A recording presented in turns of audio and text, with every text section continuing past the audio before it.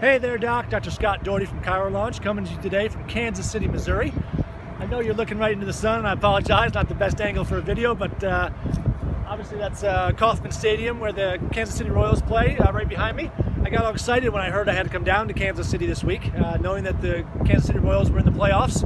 I figured maybe I'd catch a game. Got out of my meeting at 3 o'clock. Game starts at 3:07. I ran right down here. The game's in Toronto, not here, so I kind of missed out on that one. Anyways, been enjoying Kansas City. When I flew in today, I found out something I didn't know about Kansas City. Big sign says the city of fountains, and I had no idea there were fountains in Kansas City, but apparently there's over 200 fountains in the city. Most of them very, very picturesque and beautiful. In fact, it's my understanding that behind Rome, Italy, is the second most fountains in a city. Now, I've been to Rome and seen some of the fountains up there. Beautiful, so I'm going to go check out some of the fountains here, see how they stack up to Rome.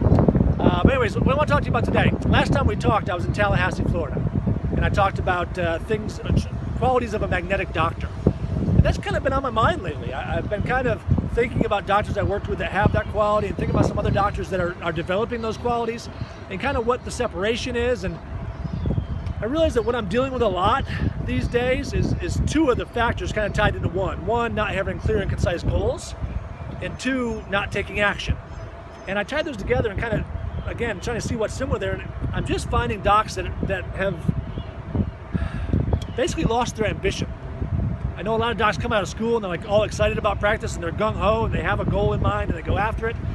But after 5, 10 years, 20 years, I just met with a doc here in Kansas City that's been in practice 28 years and used to do real well. And again, I see this a lot, and then something happens.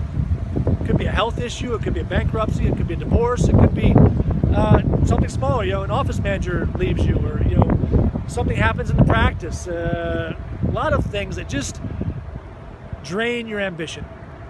It could be nothing. It could be simply that things were easy and they're not easy anymore.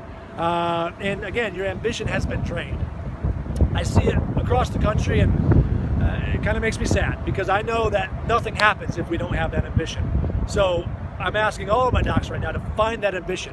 And two things about that. One, you need to find your ambition. I hear too many docs that call me in and they're like, I want $1 million practice. And I look at them like, do you really? Is that really what your ambition is about? Did somebody tell you wanted $1 million practice? You have a friend who has $1 million practice, or you're in a consulting group that told you about $1 million practices, so now you want one? Or is that really what's in your heart, what really makes you tick? I've had $1 million practices, and at that time in my life, it was perfect for me. That's what I wanted to do. I was all into the grind. I had 80 hours a week to work and do that kind of thing. If I had $1 million practice right now, I would not be happy at all. I want to spend more time with my family. I want to travel more. That's my current ambition. So you need to find your ambition for you. And again, don't take somebody else's. You need to sit down and figure out what's really important to you, what drives you. You have to have some motivation for what you do every day. I see too many docs that just come in, and if the phone rings, they answer it. If the patient walks in the door, they take care of them. But they're not ambitious about growth. They're not ambitious about taking care of people. They're not ambitious about growing their practice to help their family and help more people. So again, find out what level of practice you want and what lifestyle you want, and make that your ambition, your drive, and go after it. Kind of the flip side of that coin is don't sell yourself short. Don't be under ambitious. Too often these days we're shooting for stuff that's right within our grasp. We're not trying hard enough. I shouldn't say trying hard enough, but we're not reaching far enough.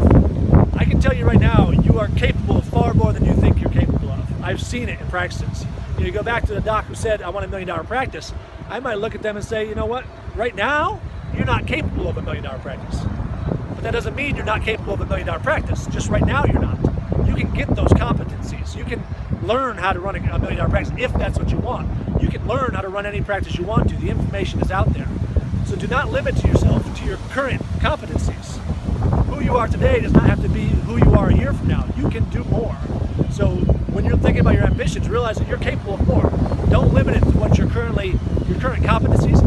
Certainly do not limit it to your current inadequacies. Don't limit it to your own limitations. A, you can learn and get out of those limitations, and B, you can hire people that don't have those limitations to do those for you. So find out what your ambition is. Get passionate about something. Right now, 2015 is not over. I hear a lot of docs that have kind of given up on 2015. They're thinking about 2016. Do not do that. great time to start setting goals for 2016, but don't give up on 2015. Be ambitious about it. Find out what you want to accomplish, move in the right direction, learn some new tasks, get some help, and over the rest of this year, you can still make it a banner year. And obviously, we want good momentum going into 2016. So find your ambition, Doc, and then move forward.